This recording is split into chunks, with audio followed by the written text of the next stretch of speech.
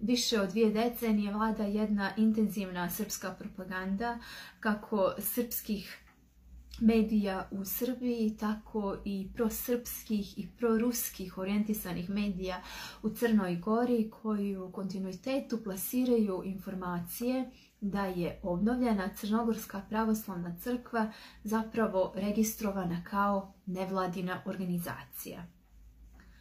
Očigledno je da se iza ovoga krije jedan maliciozni pokušaj degradiranja ugleda Crnogorske pravoslavne crkve, a nažalost ovo nije jedini, već je lista podugačka.